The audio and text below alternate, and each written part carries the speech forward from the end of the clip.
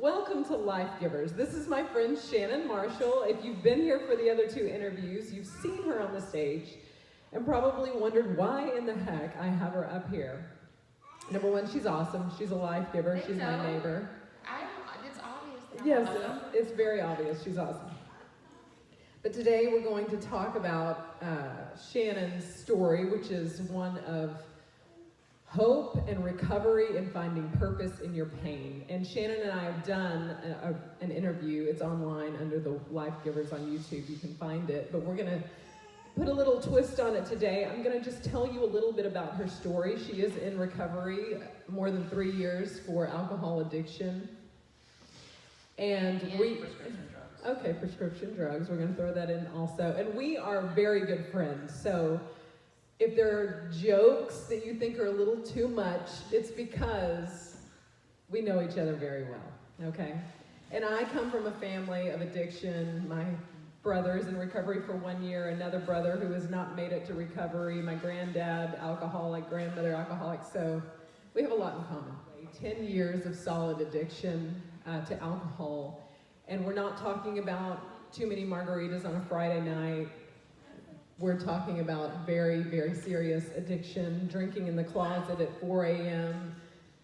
You share just an early morning, what that might have looked like when you were just in the worst of it.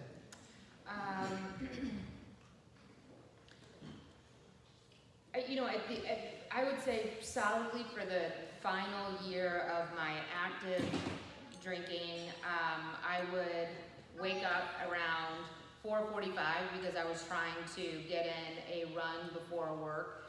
And so, I was so chemically addicted that I didn't, even a few hours without alcohol would have thrown me into withdrawals. So I'd wake up at 4:45 and I would go downstairs to run on my treadmill. We lived in DC at the time. I'd go downstairs to run on my treadmill, but I would have 2 or 3 mini bottles of wine before I even did my morning run. And that was to kind of just calm the shakes and just to get me where I would call getting even. Yeah. Which to me, I'm like, if I did that, well, I would be in the bed for the next 2 days. I mean, but for her, hey, that was just her morning coffee, which seems unbelievable, but that is how chemically addicted she was. So moving forward, Shannon is married. She has 2 children, lovely, awesome children, and began to realize she did get sober during her pregnancy. She did not drink during the pregnancy, and I said, oh, because you were worried about the baby. And she said, no, I was worried about getting caught and being an alcoholic and then doing something with my kid. She wasn't. And this whole selfish mindset was very hard for me to understand because remember, I've always been on the side of the loved one of the addict. I've never been the addict. So at first, now I've known her now for years, so at first when she was explaining this, it was very difficult for me because I'm like, you have kids, how can you do that to your children? You have a husband, how could you put him in that position? And Shannon, explain to them the first time you explained to me where your mind was. Because when I said, why would you do that? That's so selfish. How could you put that? And you said, that's not what I was thinking about. Well, let me just step back. I think one of the things that when we are always talking about this, and what we've come to see is that there is this great communication divide between the loved ones and the addicts. Yeah. So, can I give you an example? Yeah, go. After when I said that we lived in DC, we moved to Austin in 2014. 3 weeks after we moved here, I went to rehab for 30 days, which was difficult, obviously, for my husband with 2 small children. But even that wasn't, I had several stints of relapse before I was able to get sober. And in one of those, so my husband traveled quite a bit, which was stressful and for him. And Shannon was working full-time at this point also. Yeah, and so, my husband travels quite a bit, which was stressful for him to think he's leaving and, is she staying sober or is she not staying sober? And, he I had relapsed over the weekend. He had to go out of town, and he said, can you stay sober? And then that, like, I'm wanting to believe you so much when you say yes. And I said, and in my mind, I'm thinking, whoa, you're going out of town. That's an open door policy for me. That means I can drink without anybody watching. So probably not, but I'm going to tell you yes so that you go out of town. So he goes out of town, and of course I get my kids to school and then go straight up to HEB and get a bunch of whatever I need for the day, not food, and put it in a big HEB bag because I want to have it all collected right there so I don't misplace any bottles and get caught.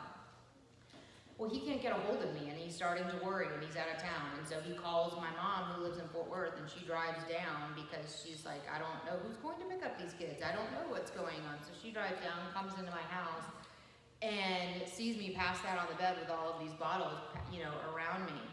And she says, once we get past this a few days later, she said, I really would have thought me seeing you, well, I guess it was actually a few weeks later because I had relapsed again. She said, I really would have thought your mother catching you just passed out in your bed with bottles all around you would have been enough for you to stop drinking. And I remember the thought going through my head kind of like a scroll, thinking, no, that was just a Monday. And in her mind, logically speaking and thinking, it was that shame should have been enough to get you to stop drinking. Shame fuels it. So that set me on path for my next binge. And I want to stop you because you're thinking, who is this horrible person? Okay, but Shannon at that time, sobriety had been part of her life for moments. Okay, there was the hope of being sober. She wanted it desperately, but she was so hopeless in those times of isolation that was the only thing she knew to go to. So it wasn't because the thought of living a life free of alcohol wasn't in her brain. It was. She had absolutely no idea how to get there. And anytime she was alone, the first thing that was there was something that could relieve this pain that she had inside. She had pain, very deep pain, from many things that had happened in her past, and she didn't know how to deal with them. And I love the story about your mother saying, surely this is your rock bottom. Your mom comes home and there's alcohol everywhere and you're passed out, your kids are who's picking them up. Because as the loved one of an addict, we always say, well, I sure hope this is going to be the rock bottom. I sure hope this is going to be the rock bottom. There is no rock bottom because the bottom always can drop, okay? There is never a point when it's going to get so bad that they have to look up. It can always get worse. And then where I'm going to segue into the reason Shannon got sober is because the Lord intervened, okay? He decided something's got to give. And my dad, we heard him preach yesterday. He preaches at a church in Dripping Springs, and he did say, you may feel there are moments when you're seeking the Lord, you are seeking the Lord, and he's like, well, he's seeking you. He is always seeking you. Why are you seeking him? Because he is constantly, persistently seeking you. There's never a moment he's not seeking you. There's never a moment he's not looking for you. He saw her in the closet. He saw her in her worst moments, and he was calling out to her. Now, she was under the influence of alcohol, and it is very difficult. I don't care if it's alcohol addiction, drug addiction, pornography, social media, whatever your addiction is, if you're drowning in it, it's very difficult to hear the call of the Lord, but that does not mean that he's not seeking you. Okay, another thing we discussed is the point when you told me in a previous interview where you decided you had to call out to the Lord. You did call out to the Lord. You didn't want to talk to him. You were furious. You have so much pain. And just quickly, I know we don't have a lot of time, quickly walk us to that moment of your fetal position cry out to the Lord. Yeah, I mean, I had so many, going back into sometimes we expect the presence of the Lord to be this feeling, but really we don't recognize that He is all around in so many different moments.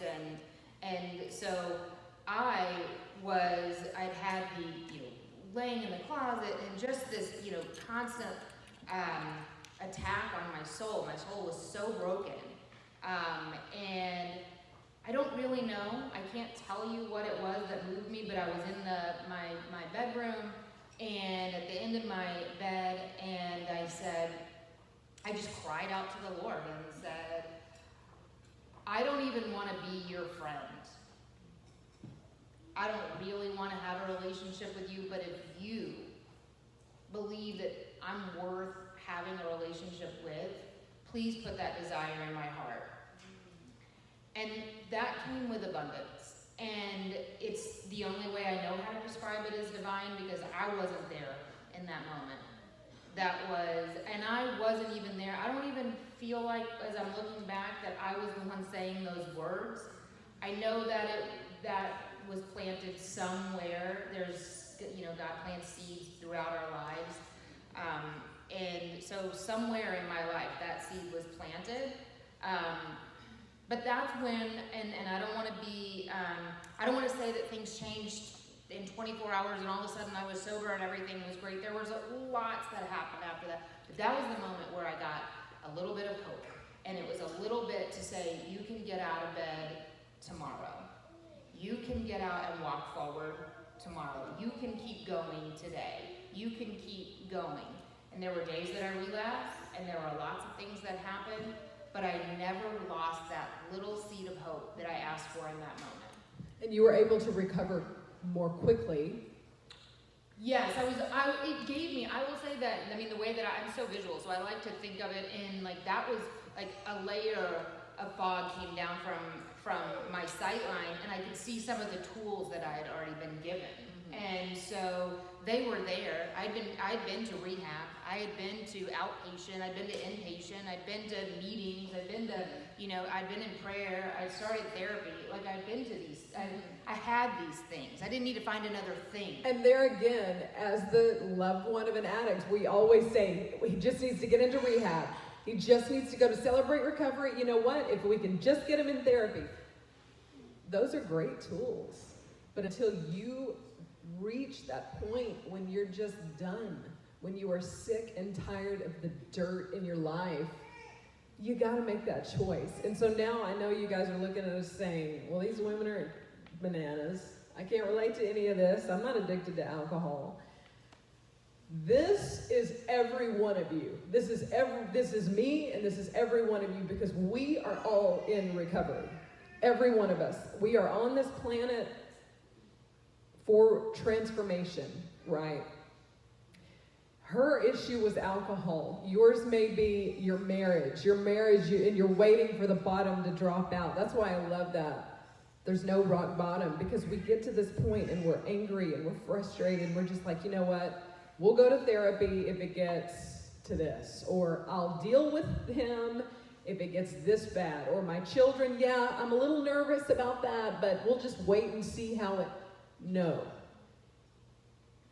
It will get bad, and it will get worse. And so take this moment right now to cry out to the Lord and say, I need to hear from you today about my marriage, about my children, whatever your fear is, your work, your lack of work, your siblings, your parents. We are all, the Bible is a book about God, right? It's not a history book, science book, philosophy book. It's about the Lord, and it's full of broken people from the beginning until the end. There is not a soul in this room that has not broken in some way, and that is the good news. That is the Lord pulling you through this life and teaching you to look more like Him. So that's why I love Shannon, man. Yeah, she comes with this story that's hard to hear. And we have not even told you the worst of it. Eventually, when she did really become sober, she was in a car wreck, passed out at the wheel, taken to jail, kids in the car. It gets worse. But really, all of that to me, when she told me all that for the first time, this is a long time ago, and I know she was embarrassed, full of shame, all that's irrelevant. Because I'm focusing on, man, the Lord, number one, saved your life, saved her life, saved the lives of her children, saved her marriage. And he can do that for you too.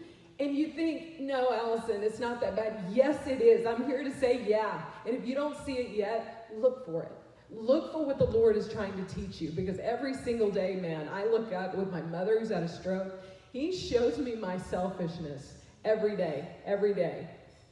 And no, I don't want you to focus on the negative, because every day I wake up and say, thank you, Lord, for showing me this stuff. It's hard to walk through, but thank you for showing me that I need to look at in the mirror and straight up to God, because he will walk you through that pain and make you into someone that you never thought you could be. Shannon now has helped so many women who are in recovery and who are me, who are on the other side of recovery. Now my brother has been in recovery 1 year, and it is miraculous. It is I'm so thankful. But if I had not had her in that most important time saying, don't give up on him, don't give up on him, I don't know, it would have been too much, because it broke me down. So, you're awesome. Thank you. What else do you want to talk about? Well, I just do want to say thank you to everyone, and there are, I want to just punctuate, Allison's point that we're all in recovery, and sometimes it feels so unrelatable when you hear somebody say, well, I'm addicted to this, or I'm going through this, but they're all points of pain that, I think particularly as women, we tend to isolate, and we tend to feel like, no, I've got this, I can do it, because we are so used to just keeping going in that robotic motion of taking care of it all, and just, I'll worry about myself later, and that's where we kind of diminish the signs that God is saying, I'm letting you know, let's take care of this now. It's okay to talk and say I need help. It's okay to, I've given you a relationship, and an opportunity to have a conversation with me. There's nothing that you have to do but just say, God, and none of it has to be perfect.